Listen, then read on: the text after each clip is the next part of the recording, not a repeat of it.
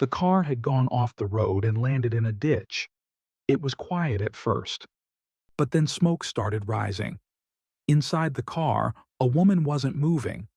Her husband stood outside, just watching. He didn't call for help. Later, he said it was just a terrible accident, that the car had problems, that he tried to save her. But something felt off. Why didn't he try to pull her out? Why did he tell people the car was empty? And why was there a petrol can in the back?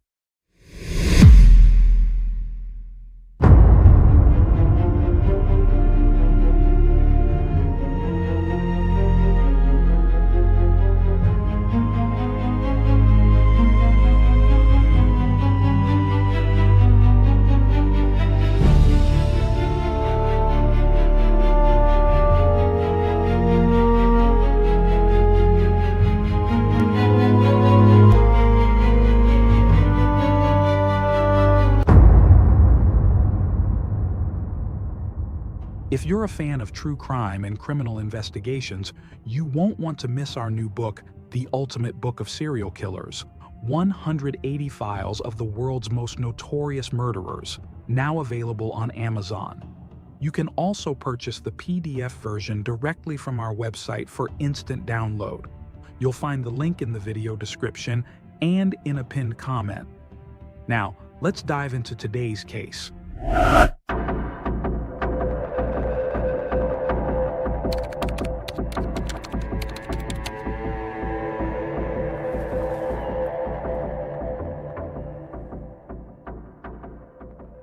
Malcolm John Webster was born on April 18, 1959, in Wandsworth, Greater London. On the surface, his background seems stable, perhaps even enviable. His father, Alexander Webster, held a high-ranking position within the Metropolitan Police, serving as Detective Chief Superintendent in the Fraud Squad. His mother, Odette, had once worked as a nurse but gave up her profession to raise the children, their oldest son Ian, and twins Malcolm and Caroline. Behind closed doors, however, the family home was governed by unrelenting discipline and an unsettling set of rules. Alexander ran the household with absolute control. When he used the bathroom, everyone else had to vacate the house. Meals were taken in silence unless the father initiated a conversation. Emotional warmth was rare and affection nearly absent. Major family decisions, including financial matters, were handled solely by the patriarch.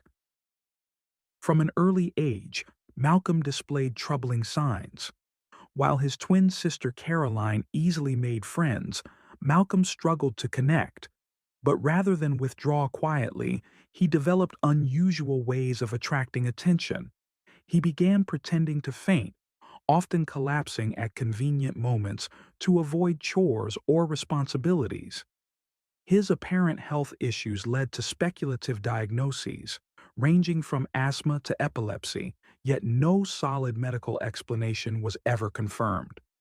Doctors prescribed medications based on symptoms, never seeking a definitive cause. As sympathy began to fade, Malcolm escalated his attention-seeking behavior. He became fascinated with fire, setting small blazes in school and earning the nickname Pyro from classmates. Though these incidents never resulted in formal charges, they left other parents uneasy. Children were warned to stay away from him, and isolation became his norm. At home, comparisons with his more sociable sister only deepened his resentment. His parents, hoping to give him a fresh start, enrolled him in a private boys' school. Initially, Malcolm appeared to flourish. He joined the drama club, improved his grades, and reinvented himself.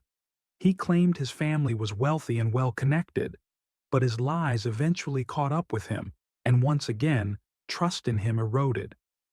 At 15, Malcolm was pulled out of school. He didn't resist. Education no longer interested him. He wanted independence and income. His early working years were scattered and unsatisfying. He bounced between jobs, collecting garbage, picking fruit, working in retail. None offered purpose or fulfillment. At 17, guided by his mother, Malcolm began training as a nurse. Surprisingly, he excelled and even entered a serious romantic relationship. That ended abruptly after a terminated pregnancy and emotional fallout, but Malcolm pressed on. By the late 1970s, he was employed as a trainee nurse at a care facility in Bexhill. It was here that his criminal tendencies surfaced. Trusted by elderly residents, he volunteered to manage their finances, only to siphon off their savings for personal luxuries, including rounds of drinks and expensive golf equipment. When that scam lost steam, he shifted tactics. He started targeting older, wealthier women. His charm was disarming, and his lies convincing. Posing as a struggling young man with tales of hardship, he extracted money and gifts with calculated precision. Despite these cons, Malcolm obtained his nursing qualifications and continued working in the medical field. In the late 1980s, he secured a position in Abu Dhabi. It looked like a clean slate, an international post, career progress, a new life. But the reality was grim. Within months, 3 children with special needs died under his care. Each suffered sudden cardiac arrests. There were no signs of illness beforehand, no medical warning signs. Though no autopsies were conducted, whispers began circulating among the staff. But in a region where autopsies were culturally discouraged, no investigations followed.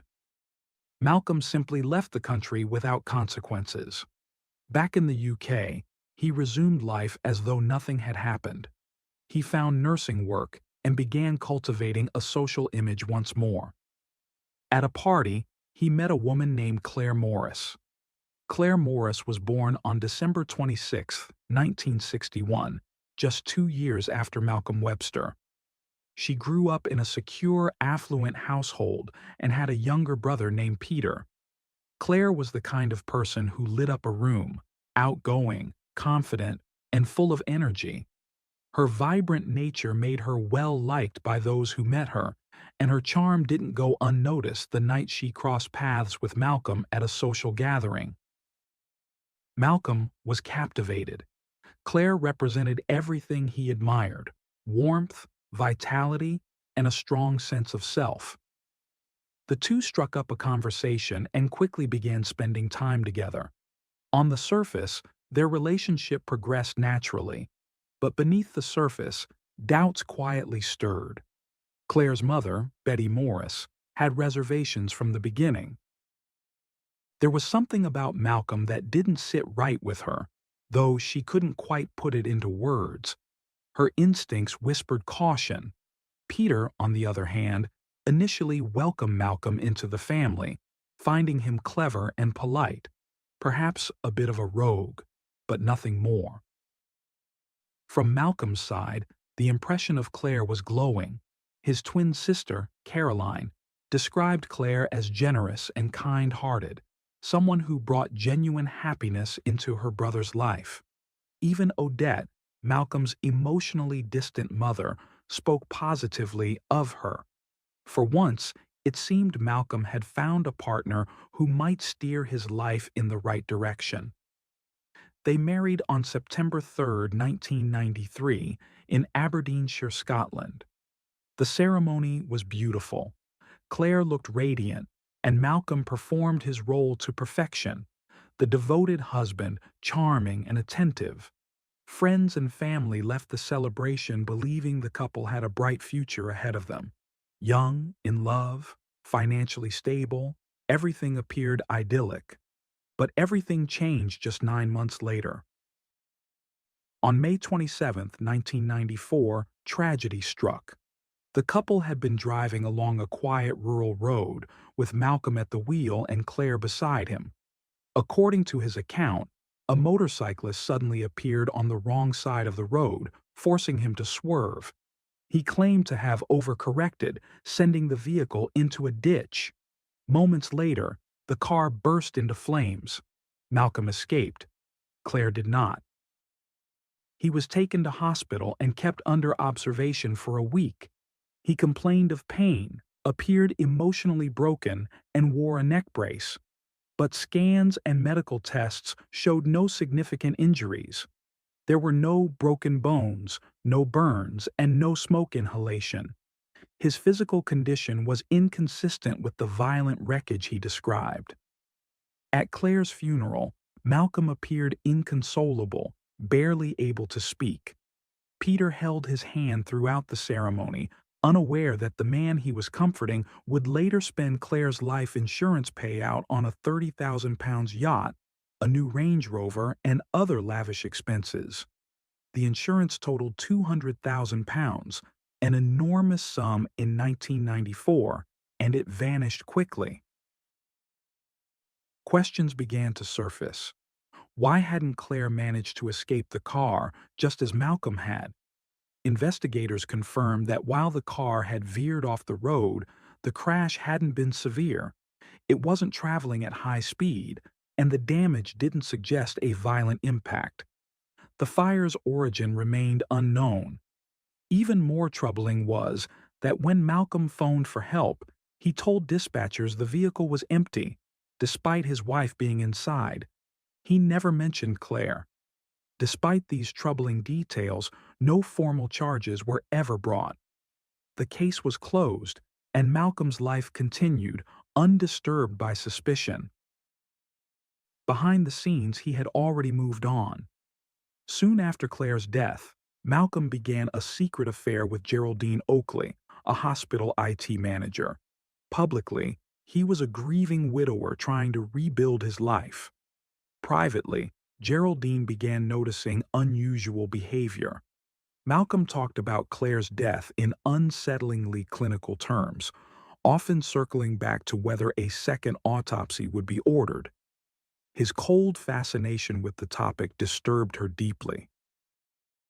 Geraldine confided her concerns to a consultant pathologist. She feared there was more to Claire's death than anyone realized. Eventually, unable to reconcile her suspicions with their relationship, Geraldine walked away. Malcolm, unfazed, shifted locations once again. By 1995, he was living in Saudi Arabia. There, he connected with a woman named Brenda Grant over the phone. They eventually met in person a few times, but the friendship ended abruptly when, according to Brenda, Malcolm offered her illegal substances, an offer she firmly declined. After his stay in Saudi Arabia, Malcolm relocated once more. This time, he crossed hemispheres entirely, settling in New Zealand in the mid-1990s. No longer working as a nurse, he presented himself as a computer specialist. At a dinner party that month, he met Felicity Drum, a bright, outgoing cancer nurse.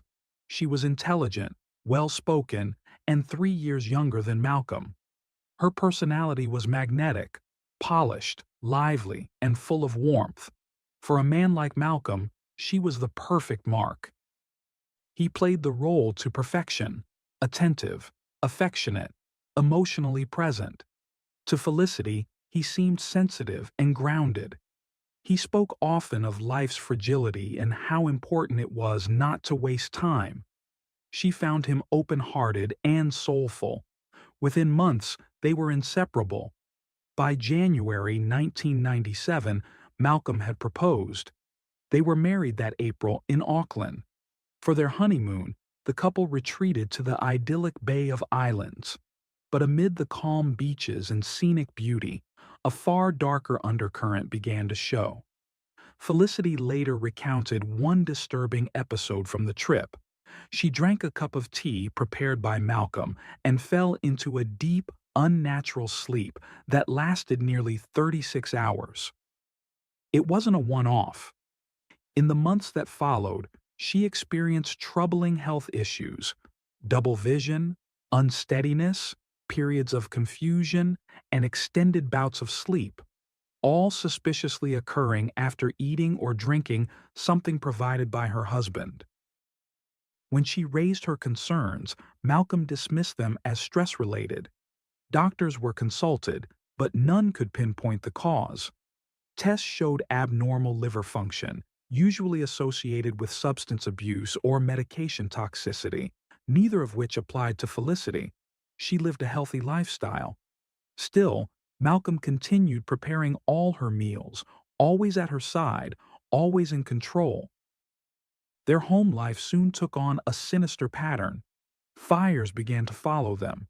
One broke out at Felicity's parents' house while the couple was staying there, another at a rental cottage. A third fire occurred at a property they were considering purchasing. These accidents left Felicity uneasy, but she brushed it off until Malcolm encouraged her to take out a life insurance policy. She agreed. In 1998, they welcomed a son, Ned. From the outside, it looked like a happy family. Malcolm was attentive, affectionate, and often seen doting on his child. But his affection masked a growing deception. In early 1999, the couple planned to purchase a home in Auckland. Malcolm repeatedly stalled the payment, claiming the funds from a UK bank transfer hadn't cleared. As the February 12th deadline approached, the pressure mounted. That day, Malcolm and Felicity headed to the bank together. During the drive, Malcolm began complaining about the car's steering. Then, without warning, the vehicle veered across 2 lanes and slammed into a ditch. Felicity grabbed the wheel in panic and found it responsive. Nothing about the car's handling felt off. Malcolm exited the vehicle and told her to remain inside. But she didn't listen. She stepped out to phone the bank, likely to delay their meeting. Later, the significance of that decision would become chillingly clear. Just a week after the crash, Malcolm arranged a picnic in a remote area. During the drive, the couple argued, nothing major. Then, in an apparent peace offering, Malcolm handed her a bottle of water. Moments later, Felicity passed out. She awoke hours later in the passenger seat, disoriented and groggy. The car was now deep within a forest. Her phone rang. It was her father, worried after not hearing from her. When Malcolm returned to the car and saw her awake, he looked startled, alarmed even. He climbed into the car, tense, and asked how she had managed to regain consciousness. Felicity didn't know. Her head spun. Her memory was foggy.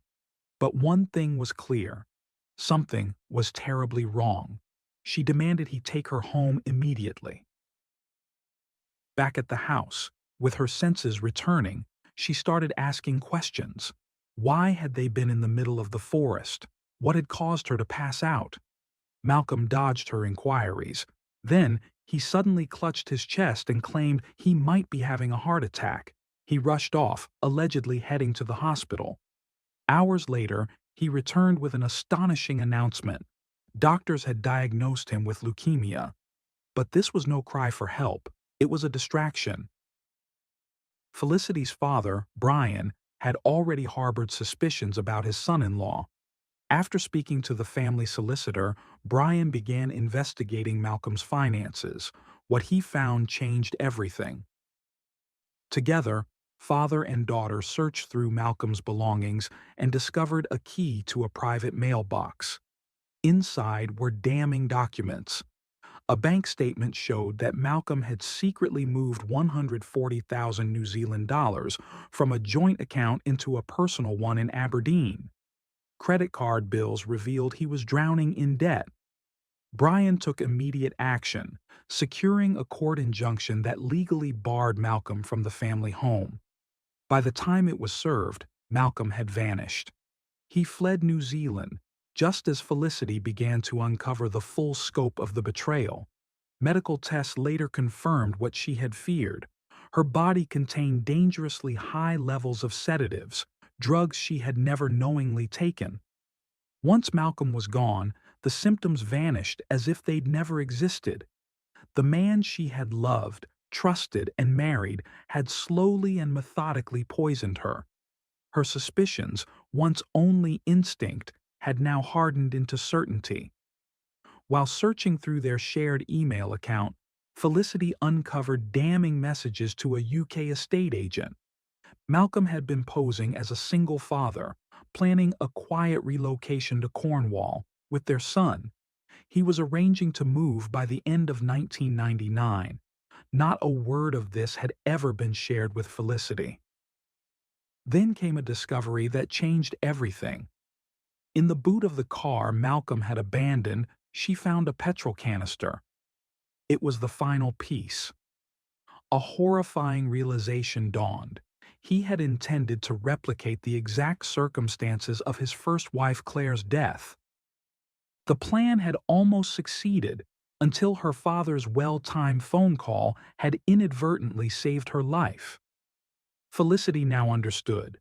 The forest, the unconsciousness, the steering failure, the sedatives. It had all been part of a carefully rehearsed script. She managed to confront Malcolm once, just once. Calmly, she told him she knew what he had tried to do. His reply chilled her to the bone. "You would have died happy." That sentence shattered any lingering doubts. Malcolm hadn't just deceived and manipulated her. He had plotted her death with methodical precision. For Felicity, the illusion was destroyed. She now knew she had married a murderer. She went straight to the police. In July 2000, New Zealand authorities issued 4 arrest warrants against Malcolm Webster. The charges were severe: arson, drugging his wife, and administering substances to cause harm. But Webster was already gone, having fled the country before he could face justice. From that point on, he was officially a wanted man. As the investigation unfolded, more details emerged. Felicity had only been aware of one life insurance policy, but Malcolm had secretly forged 8 more, with a combined value nearing 2 million New Zealand dollars. His motivation had always been clear: control, deception, and financial gain, no matter the cost. What he did next was true to form. In 2000, Malcolm slipped back into the United Kingdom. He confessed nothing to his family and resumed life as if nothing had happened. He found work, played the role of a respectable man, and once again sought out wealthy women. In August 2004, he met Simone Banerjee at a hospital. He worked in nurse administration. She managed the surgical theater. The two soon became a couple. By 2006, they were engaged. To Simone, Malcolm was a sensitive soul. He shared stories about his supposed battle with leukemia, disappearing for hours and claiming he'd been undergoing treatment. He told her of his tragic past, including the accidental death of his first wife Claire. He even claimed certain television scenes, fires, car crashes, were too traumatic to watch. Simone believed him. She had no idea he was still legally married to Felicity Drum, or that he was a fugitive in New Zealand, or that he had already tried to murder 2 women. But police hadn't stopped tracking him. They found him living openly in Aberdeen, under his real name. Simone may never have learned the truth if authorities hadn't contacted her directly. When they finally did, they warned her of the grave danger she was in. At first, Simone refused to believe it. She confronted Malcolm, who turned pale. Then, without another word, he packed a bag, mumbled an apology, and walked out. Malcolm Webster was arrested in July 2007 in Scotland. The investigation, known as Operation Field, became an international effort involving over 1,000 witness interviews across multiple countries.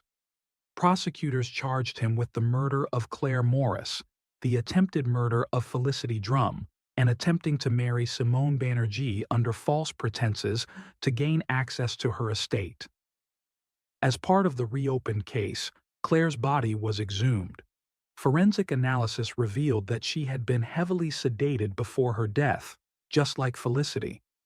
This confirmed what many had suspected. Claire hadn't been unable to escape the burning car because she was incapacitated. Malcolm had drugged her. Shockingly, it was also revealed that Felicity had been drugged even while pregnant with their son. The trial would go down in Scottish legal history.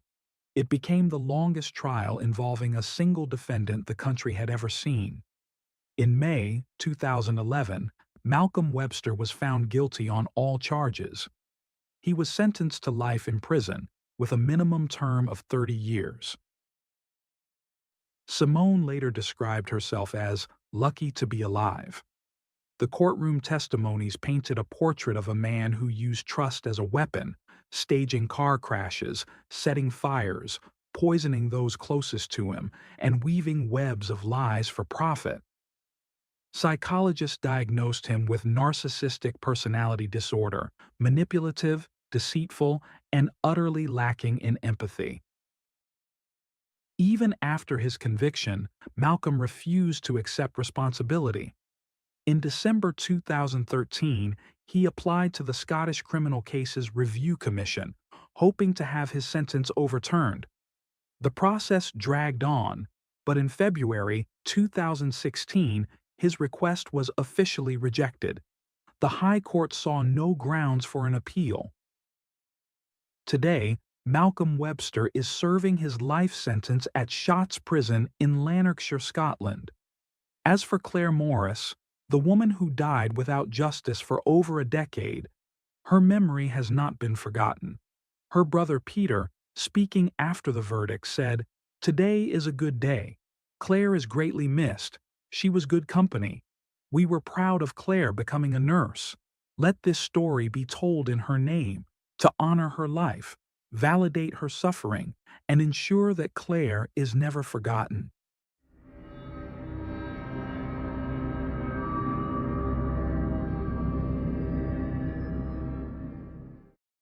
Thanks for tuning in to Unreal True Crime. If you're intrigued by mysteries from around the world, check out our new channel, Latin Crimes, where we dive into the gripping true crime stories of Latin America. Don't miss out. Subscribe now for more thrilling investigations.